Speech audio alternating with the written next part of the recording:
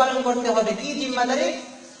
যে আমি যখন মারা যাব, আমি মারা যাওয়ার পর এই কাগজটা তুমি কবরের মধ্যে রাইখা আসবা। যখন সামউন নামক অগ্নি পূজক ইন্তিকাল করলেন, ইন্তিকাল করার পর ওই যে হাসান বসরি রহমাতুল্লাহি আলাইহি তার জানাজার নামাজ পড়াইলেন। জানাজার নামাজ পড়ানোর পর কবরের মধ্যে যখন মাটি দিবে, মিনহা খালাকনাকুম ওয়া ফিহা নুঈদুকুম ওয়া মিনহা নুখরিজুকুম তারাতান উখরা, এই দোয়াটা কইরা যখন মাটি দিতেছে, তখন সামউন নামক অগ্নি পূজকের মাথার মধ্যে কাফনের মধ্যে এই কাগজটা রাইখা আসছে। তো কিছুদিন যাওয়ার পর এই হাসান বসরি রহমাতুল্লাহি আলাইহি স্বপ্নের মাধ্যমে দেখতেছে যে সামউন নামক অগ্নি পূজক জান্নাতের মধ্যে ঘোরাফেরা করতেছে। বলেন সুবহানাল্লাহ। কেমন পাওয়ার তাদের রকবের মধ্যে, পাওয়ার তাদের জবানের মধ্যে, পাওয়ার আল্লাহু আকবার। কাফের অথচ নেক মজলিসের মধ্যে আসার কারণে সে জান্নাতি হয়ে গেছে। আল্লাহ তাআলা আয়াতে কারিমার মধ্যে বলেন, ইয়া আইয়ুহাল্লাযীনা আমানুত্তাকুল্লাহ, ইয়া আইয়ুহাল্লাযীনা আমানুত্তাকুল্লাহ ওয়া কুনু মা'আস সাদিকিন। আল্লাহ তাআলা বলেন, হে মুমিন, তুমি নেক মজলিসের মধ্যে যাও, তুমি আমাকে বেশি বেশি ভয় করো এবং নেককার সাদিকিন বান্দাদের সাথে হও। যদি নেক বান্দাদের সাথে হও তাহলে কি হবে? তুমি নেককার হয়ে যাবে। নেক সহবতে থাকার কারণে তুমি কি হয়ে যাবে? নেককার হবে।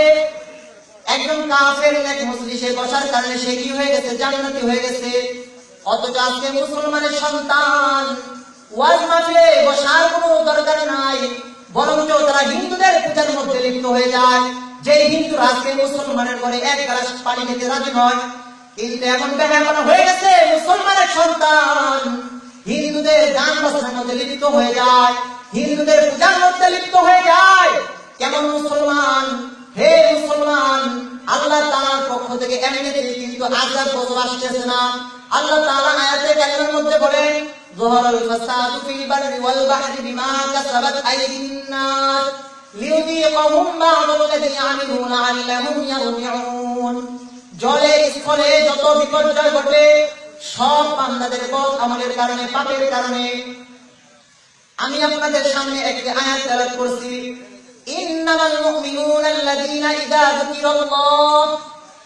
যুকিরাল্লাহু ওয়াজিলাত কুলুবুহুম ওয়া ইযা তুলিয়াত আলাইহিম আয়াতুহু যাদাতুহুম ঈমানান ওয়া আলা রাব্বিহিম ইয়াতাওয়াক্কালুন।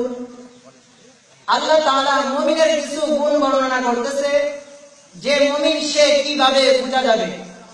আর কবি তার কবিতার মধ্যে বলতেছেন, ইশকে মাহবুবে খুদা जिस दिल में हासिल नहीं, इश्क़े महबूबे खुदा जिस दिल में हासिल नहीं, लाखों मोमिन है मगर ईमान के कामिल नहीं। दुनियार मध्य বহু লোক আছে যারা নাকি নিজেকে নিজে ঈমানদার দাবি করে, নিজেকে নিজে মুমিন বান্দা হিসেবে গ্রহণ করে, আমি মুমিন, আমি নেককার, আমি সালিহিন, আমি সাদিকিন। অথচ আল্লাহ তাআলা আয়াতে কারিমার মধ্যে বলেন, ইন্নামাল মুমিনুনা আল্লাযীনা ইযা যুকিরাল্লাহু ওয়াজিলাত কুলুবুহুম ওয়া ইযা তুলিয়াত আলাইহিম আয়াতুহু যাদাতুহুম ঈমানান ওয়া আলা রাব্বিহিম ইয়াতাওয়াক্কালুন। আল্লাহ তাআলা মুমিনের কিছু গুণ বর্ণনা করতেছে। মুমিন সে কিভাবে বোঝা যাবে? মুমিন সে যদি মুমিনের সামনে তার মালিক আল্লাহর কথা স্মরণ করে দেওয়া হয়, যদি মুমিনের সামনে তার মালিক আল্লাহর কথা স্মরণ করে দেওয়া হয়, তাহলে মুমিনের দিল কাঁপতে হবে। হযরত ইয়াকুব নানতুবি রহমাতুল্লাহি আলাইহি, যিনি দারুল উলুম দেওবন্দ মাদ্রাসায় প্রথম বুখারী শরীফের দর্স প্রদান করেন, তো এই ইয়াকুব নানতুবি রহমাতুল্লাহি আলাইহি বলেন যে মুমিনের সামনে যদি তার মালিক আল্লাহর কথা স্মরণ করে দেওয়া হয়, তাহলে মুমিনের দিল কাঁপতেই হবে। তো এটাই মুজাদ্দিদুল মিল্লাত মাওলানা আশরাফ আলী থানভী রহমাতুল্লাহি আলাইহি একটা ওয়াকিয়া বর্ণনা করেন যে এক এলাকায় একটা কবরস্থান থেকে আরবি কথার আওয়াজ আসতেছে। কি আওয়াজ? আরবি কথার আওয়াজ আসতেছে। তো এলাকার লোকেরা ইমাম সাহেবের হুজুরের কাছে গেছে, যেমন আমাদের মসজিদের রতন মসজিদের ইমাম সাহেব হুজুর, এরকম একজন বড় শিক্ষিত আলেমের কাছে গেছে যে হুজুর দেখেন তো এই কবর থেকে আরবি কথার আওয়াজ আসতেছে, কি আওয়াজ আসছে দেখেন তো, শোনেন তো। তো হুজুর ইমাম সাহেব হুজুর কবরস্থানে গিয়ে দেখতেছে যে কবরের মাইক বলতেছে, এলাকাবাসীকে শোনো শোনো, আমার কবরের ভিতরে দুইটা ফেরেশতা আয়েশা আমাকে দুইটা আল্লাহর জান্নাতের ভিতরে ঢুকাইতেছে, আমাকে বিভিন্ন রকমের খানা আইটেম দিতেছে, বিভিন্ন রকমের খানা দিতেছে, হোর গিলমান সব কিছু দিতেছে আমাকে। এই ইমাম সাহেব হুজুর লোকদেরকে গাইতে বলতেছে, ও এলাকার লোকেরা শোনো, তোমরা এই কবরের মাইক মহিলার এমন কোন গুণ তোমরা বলতে পারবে যার কারণে কবরের ভিতর থেকে আরবি কথার আওয়াজ আসতেছে? তো এলাকার লোকেরা বলতেছে এমন কোন গুণ নাই যে গুণ আমরা বলতে পারবো, তবে একটা গুণ আছে যে সে আজান শুনলে পরে চোখ করে থাকতো, আজান শুনতো আর আজানের জবাব দিত। মুয়াজ্জিন যখন আল্লাহু আকবার বলে আজান দিতেন তখন সে চোখ করে থাকতো, আজান শুনতো আর আজানের জবাব দিত। আশেপাশে বসে থাকা লোকেরা যদি কথা বলতো তাদেরকে চোখ করাই দিত। এখন কি আর আছে? এখন তো মসজিদের পাশে বাড়ি 6 তলা 7 তলা 10 তলা ফ্ল্যাট বাড়ি, এর প্রত্যেকটি ফ্ল্যাটে টেলিভিশন চলতেছে, আজান হচ্ছে, নামাজ হচ্ছে, অথচ ডিস লাইন চলতেছে, নাচানাচি চলতেছে, অশ্লীল গান চলতেছে। মুসলিম ঘরে আজান চলাকালীন অবস্থায় পাপাচার হচ্ছে। আল্লাহর নামের প্রতি সামান্য শ্রদ্ধা এখন যে মুসলমানের দিল থেকে বের হয়ে গেছে, ঠিক না বেঠিক? এই যে আমাদের জিহাদ অবস্থা, আমাদের বেআমলি আর বদআমলিগুলোর কারণে আজকে ভূমিকম্প আসতেছে, টর্নেডো আসতেছে, জালিম শাসক দিন দিন জুলুমের মাত্রা বেড়ে যাইতেছে, ঠিক না বেঠিক?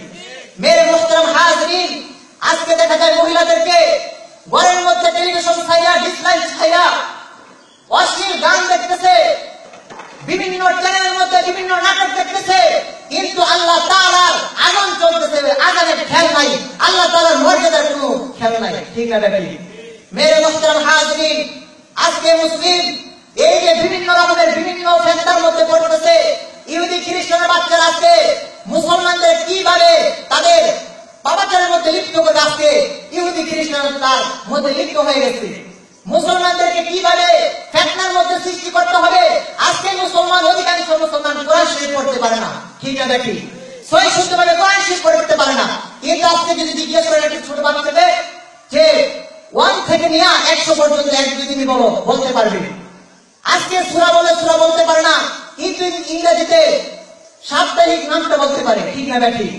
মেরে মুহতারাম হাজরিন, আজকে মুসলিমের সন্তান সকালবেলা মসজিদে গিয়ে কোরআন শরীফ শিক্ষা করবে, আর ইহুদি খ্রিস্টানের বাচ্চারা আজকে মুসলিমকে কিভাবে দোকান মধ্যে পড়াবে আজকে ক্যাডেট স্কুল বাহির করে দিচ্ছে, ঠিক না বেঠিক?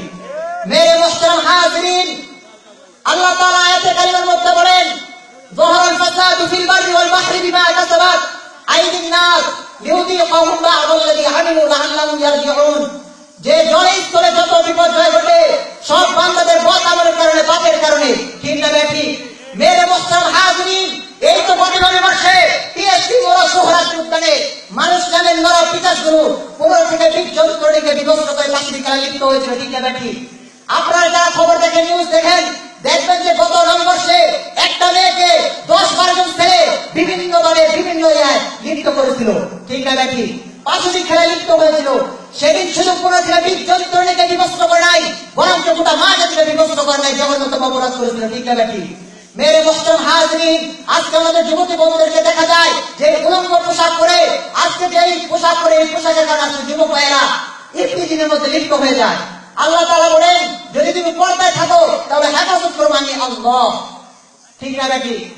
যুবক ভাইদের উদ্দেশ্যে বলতে চাই, আজকে যুবক ভাইদেরকে দেখা যায় মোটরসাইকেলের ভিতরে যুবতী বোনকে নিয়ে রাস্তার মধ্যে যাতায়াত করেন, খোদার কসম ওই সময় যদি আপনি অ্যাক্সিডেন্টে মারা যান তাহলে আপনার বিনা হিসাবে জানান না।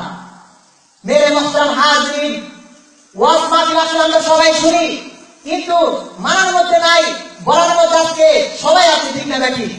মেরে মুহতারাম হাজরিন, হাজির, এই যে মহিলা আযান শুনছেন, মসজিদের মিনার থেকে রব্বে কারীমের নামের আওয়াজ আসছে, এই আওয়াজ শোনার সাথে সাথে চুপ হয়ে গেছে।